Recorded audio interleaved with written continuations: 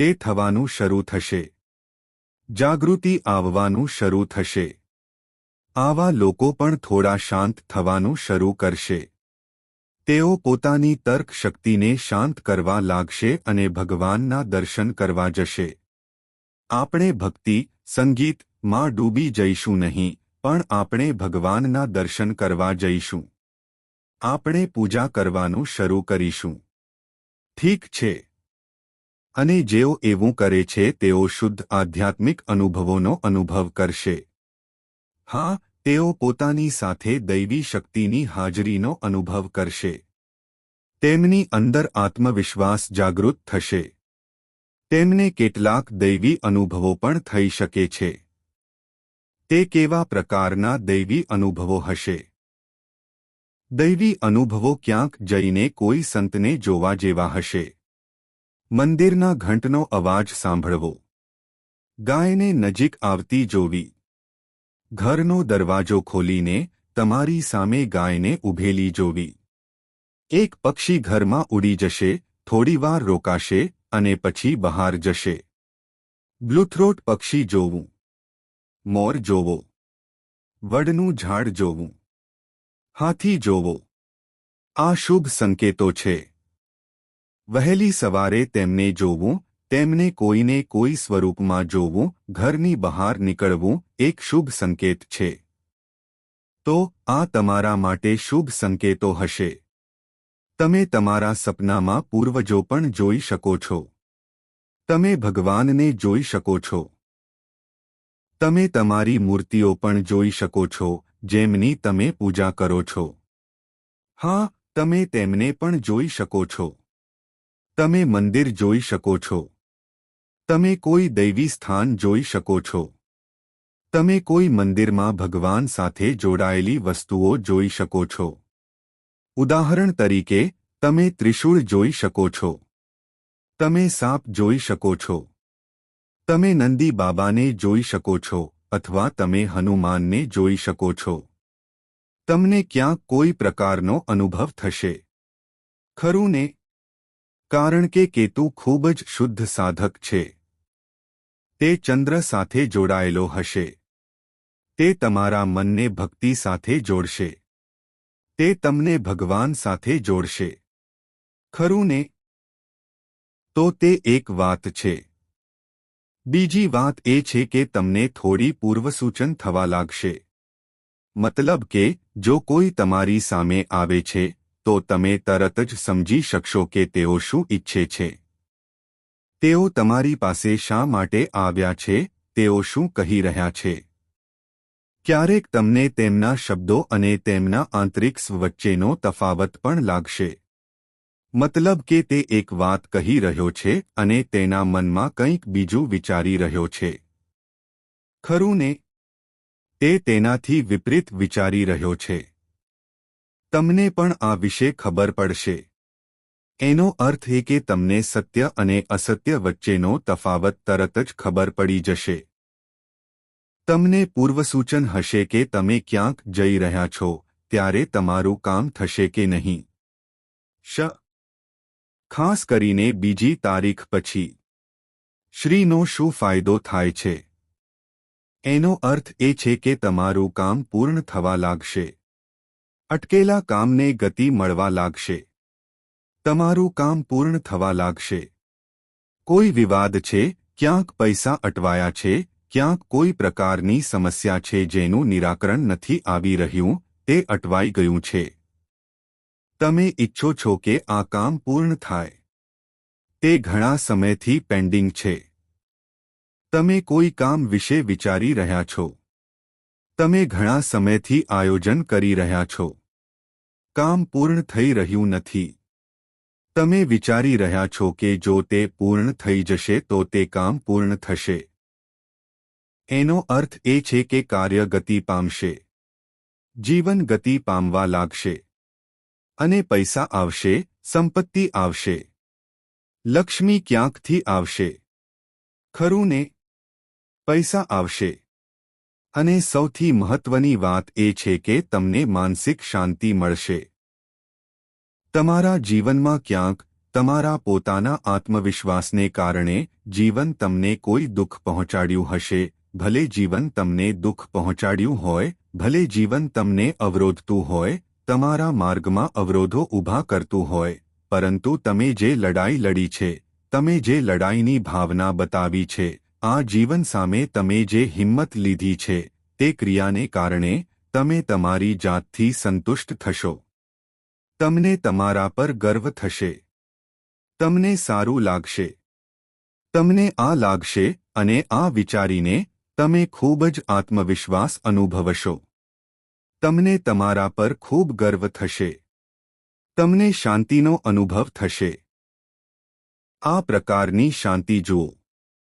જ્યારે આપણે શાંતિ વિશે વાત કરીએ છીએ ત્યારે ઘણા પ્રકારની શાંતિ હોય છે. હવે કોઈ કહેશે કે આપણું જીવન સંપૂર્ણપણે અસ્તવ્યસ્ત છે અને તમે શાંતિ કહી રહ્યા છો. ના, તે શાંતિ નહીં. અમે એવું નથી કહેતા કે જીવનમાં અચાનક ખુશીનો વરસાદ થશે. તમે તમારા નિયંત્રિત વર્તન પર, તમે આ જીવનને શું આપ્યું છે, તમે આ દુનિયાને શું આપ્યું છે તેના પર ગર્વ અનુભવશો. તમે શાંતિનો અનુભવ કરશો અને તમને સારું લાગશે. જે લોકો લગ્ન માટે લાયક છે તેમના લગ્ન બીજી તારીખ પછી થવાની પ્રબળ શક્યતાઓ છે. તેમના લગ્ન નિશ્ચિત થઈ શકે છે. નોકરી બદલવામાં થોડી સાવધાની રાખો. ઉતાવળમાં નિર્ણયો ન લો. થોડી રાહ જુઓ, ખાસ કરીને 15મી તારીખ પછી જ્યારે સૂર્ય ગોચર કરે છે. તે પહેલાં તે ન કરો. ખરું ને? નહીં તો સમસ્યાઓ થઈ શકે છે. અત્યારે સૂર્ય લગ્નમાં છે. રાહુના પ્રભાવ હેઠળ છે. રાહુ સાથે છે. ખરું ને? બુધ પણ બકરી છે, તેથી બકરી બુધનો અર્થ એ છે કે ઉતાવળમાં લીધેલા નિર્ણયો નિષ્ફળ જશે. કોઈ પણ લોકો કહી રહ્યા છે, ના, હવે બધું સારું થઈ જશે, છતાં કંઈ સારું થઈ રહ્યું નથી. તો સમસ્યા શું છે? સમસ્યા શું છે? અમે તમને સમજાવી રહ્યા છીએ. જો તમે કાળજીપૂર્વક સમજો છો, તો સમસ્યા તમારા જન્મચાર્ટમાં ગ્રહોની સ્થિતિમાં રહેલી છે.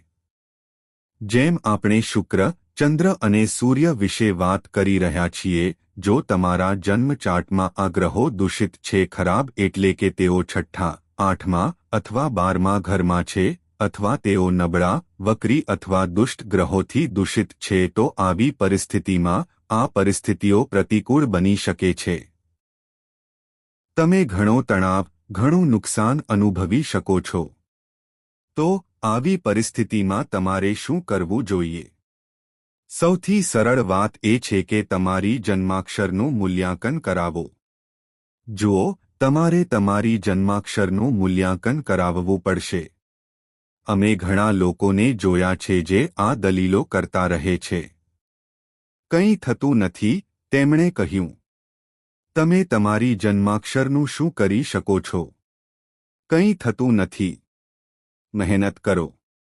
મહેનત કરો. જે કંઈ થાય છે તે જ થાય છે. તમારી કુંડળીનું શું થાય છે? કંઈ થતું નથી. મહેનત કરો. શું? અને મેં ખૂબ મહેનત કરી અને નુકસાન સહન કર્યું. 50-60 લાખનું નુકસાન, 2 થી 4 કરોડનું નુકસાન. હવે મારી બધી મહેનત કરતી વખતે મને નુકસાન થયું છે. હવે હું ચિંતિત છું. મારે શું કરવું જોઈએ? મેં બધું કર્યું છે, છતાં સમસ્યાઓ હજુ પણ ચાલુ છે. તો હવે હું દોડી રહ્યો છું. કુંડળી બતાવી રહ્યો છું. મેં બધી થિયરીઓ બાજુ પર મૂકી દીધી છે અને હવે હું કુંડળી પર પાછો ફર્યો છું. જુઓ, ગુરુજી, શું થયું છે? હવે ગુરુજીએ કહ્યું, અરે, તમે ખૂબ જ મુશ્કેલ પરિસ્થિતિમાંથી પસાર થઈ રહ્યા છો. સમસ્યા ખરાબ છે. મહાદશા સારી નથી.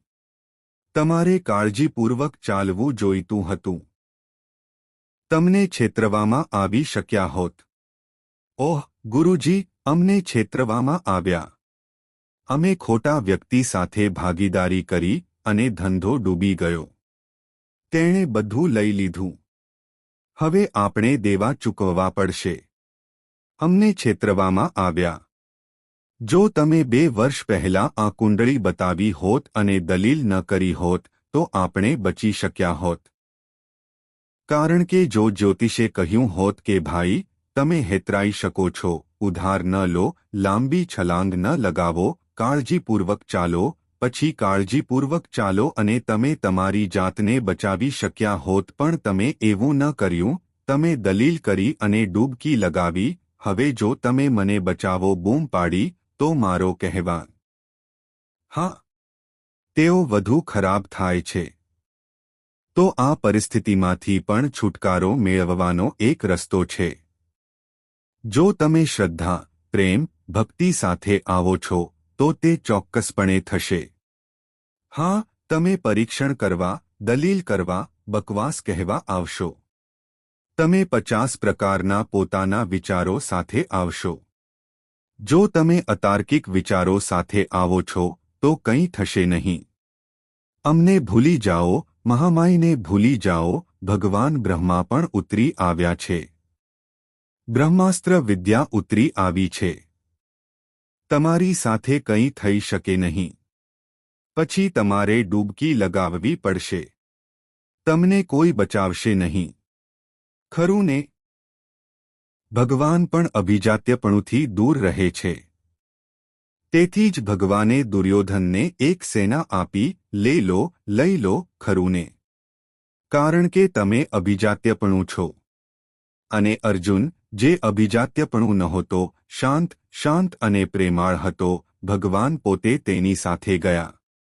તો તેણે કહ્યું, હું તમારી સાથે જઈશ, તમે મારી વાત સાંભળશો તો તમે સમજો છો. જો તમે ભક્તિ સાથે આવો છો તો આ બ્રહ્માસ્ત્ર વિદ્યા માતા બંગાળમુખીની મહાન રક્ષણાત્મક કવચ છે. તે તમને બધી પ્રકારની નકારાત્મકતાથી બચાવશે.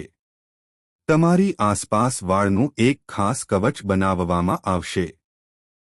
વાળનું કવચ એવું છે કે બ્રહ્મા, વિષ્ણુ, મહેશ અને ત્રિદેવ પણ તેમાં પ્રવેશ કરી શકતા નથી, સિવાય કે માતા ઈચ્છે.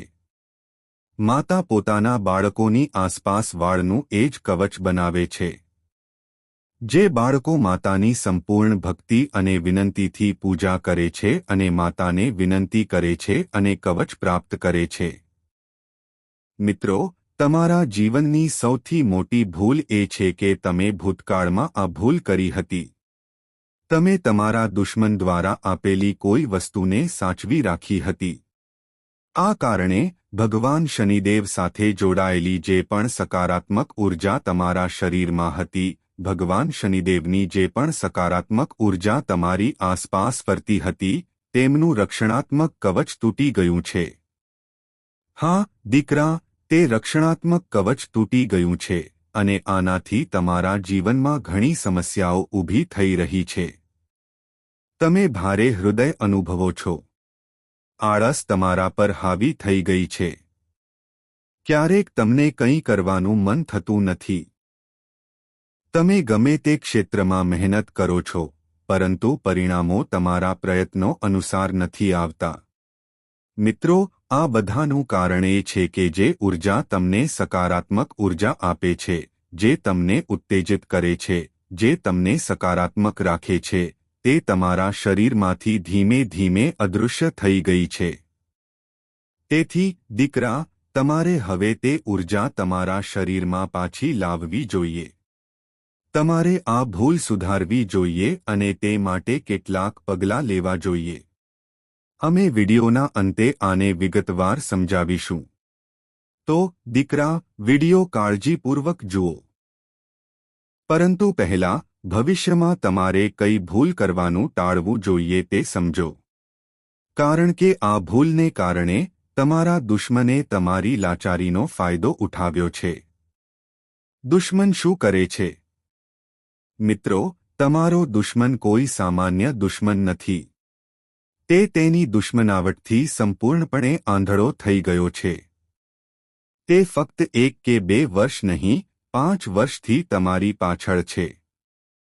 હા મિત્રો, એ તમને સંપૂર્ણપણે નાશ કરવા માંગે છે અને તમે તેને હળવાશથી લો છો. તમે તેના પર ઊંડો વિશ્વાસ કરો છો. તમે તેને ખૂબ નજીક અને ખૂબ જ ખાસ માનો છો. પરંતુ મિત્રો, તે ખાસ નથી. તે જ તમારું જીવન બરબાદ કરશે. તેથી તમારે કોઈએ આપેલું કંઈ પણ રાખવું જોઈએ નહીં. ખાસ કરીને જો તે સિંધી સામગ્રી હોય. ક્યારેક તમારા દુશ્મનોએ તમને ખોરાક પણ આપ્યો હશે, જે તમે ખાધો હશે, જે તમારી અંદર નકારાત્મક ઉર્જા આકર્ષિત કરશે. તેથી તમારે કોઈને પણ તમારો વિશ્વાસ કે સકારાત્મક ઉર્જા બિલકુલ ન આપવી જોઈએ. અને તમે આ ફક્ત ત્યારે જ કરશો જો તમે તમારા પેકેજ, પર્સ અથવા ખિસ્સામાં કોઈ બીજાએ આપેલું કંઈ પણ ન રાખો. હા મિત્રો, આ ધ્યાનમાં રાખો. તમારા મનમાં રાખો.